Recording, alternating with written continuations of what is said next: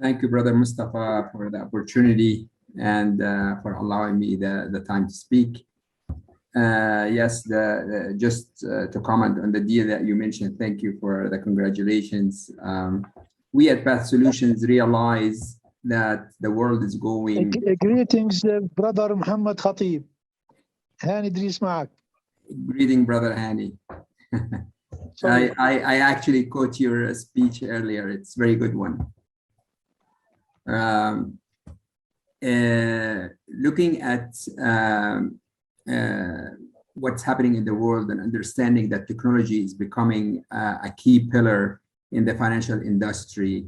And we're feeling that the importance of technology, as you notice in the last 10 years, moved from a supportive department in the banking sector to the boardroom. So now they're demanding even the board directors to be technology savvy, and the CEO has to be technology savvy. And the technology people, the CTO, a lot of banks now, they're introducing the CTO position in the bank, and the CIO became extremely important in the executive management and strategic in the decision making. So knowing how important that technology is, we decided that the opportunities are amazing. And based on that, we wanted to take Path Solutions to the next level. And so we accepted an offer from Apex, a private equity that manages around $60 billion in the US. And they're creating a giant company for the financial industry by purchasing different leaders in the different segments and putting this company we call Azentio. We put it together, headquartered in Singapore. This Azentio has a leader. We bought a leader provider of software in the insurance company, in the insurance business. They bought us because our leadership in the Islamic finance business. They bought from 3 Infotech, which is a huge Indian system integrator. They bought their software division, and they're very strong in lending and anti-money laundering, etc. So we're very excited, and I think Azentio will continue to acquire more companies because they understand the future is in technology, and they want to have a player who plays very well in that space.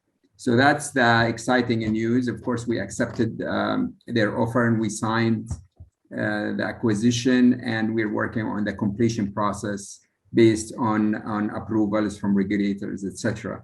So we're expecting, hopefully, in the next 12 to 6 weeks, we will actually conclude and complete this transaction and move on to focusing on the great industry of ours. Of course, this is a great news for our customers. This is a great news for our people. A great news for our customers because it provides them much stronger technology and software partner that will allow them will give them access to more R&D, more technology, more resources. So we'll be even a much stronger technology and software partner. It's great for our people because it provides them much larger company, bigger opportunity for growth, and more countries of coverage as an international player. And it's great for all the stakeholders in the company, for our partners, etc. So we're very excited about this opportunity, and I think it's gonna be great for everybody, inshallah. Regarding the subject that we're talking about, I think the team, I actually caught the first hour, and I was a listener on YouTube, so I caught the sessions, and I think that there was a lot of good discussions from the team and coverage of the subject. I think my view on the fintech revolution and what's happening with everything that's happening since the last 15 years until now is finally the dust is settling, And I said it for years, there is an ecosystem that has to be formed. A brand new ecosystem has to be formed. And this ecosystem that covers the financial industry worldwide and regionally and in the country. And there will be an ecosystem for the financial industry. There will be an ecosystem for a subsystem for the Islamic financial industry, etc. And basically, different organizations have to find their places to play and their strength based on their strengths in that ecosystem. Nobody's going to remove anybody. Like I remember a few years back, 2 or 3 years back, everybody was telling me, "Oh, you think that's the end of the banking business, whatever." And my answer was consistent. Nobody's going to take the banks out of the game. What will happen is the banks will focus on their strengths and competencies in the ecosystem. And fintechs will be playing a role in providing these services in better technology, in better user experience, etc. Actually, if you look right now, most of the fintechs are providing channels for financial services for the banks.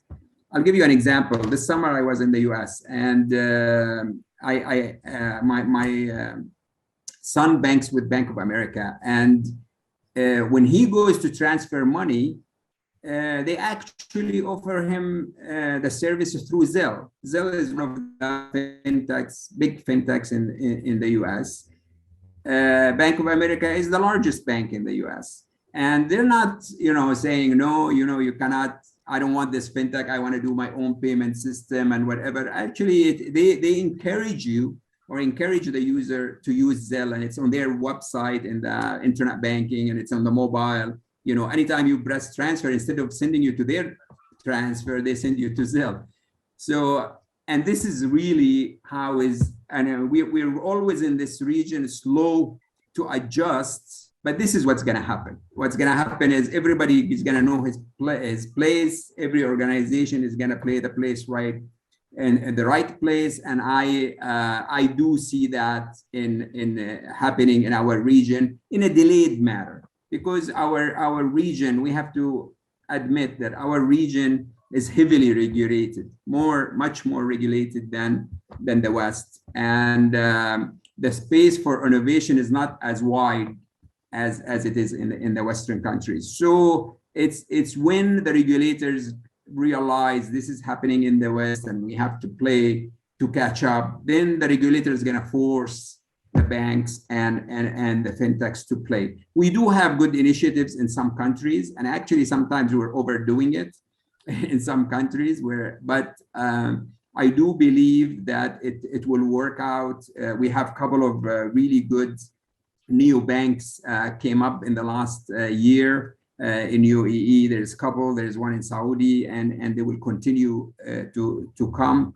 In the fintechs, there's a lot of good fintechs, but if you look at the fintechs, they're usually supported by the system in the country. We haven't had really great success in the fintechs in the region where a fintech goes beyond the borders. Like we don't have a great fintech for the Middle East. We have a great fintech in Egypt, when you talk about Fawry. We have a great fintech in Jordan, when you talk about Fawatircom, which is basically you pay all your bills and everything. And that's because the central bank blessed that organization. And it's actually anti-competitive if you think about it.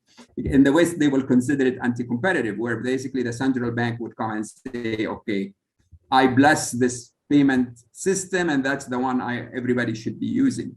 And I know Brother Hani is listening to this, and he may have his own opinion on that, but I really do believe it's anti-competitive because we need to create dynamics in the market where any fintech and any payment provider can actually compete. And by doing that, you have to create the right atmosphere and the right accessibility. And that comes when we start talking about open APIs, when we're talking about open banking, and how we just provide these interfaces openly, and then we let people or companies or fintechs compete based on their competency and their ability to provide a great customer service.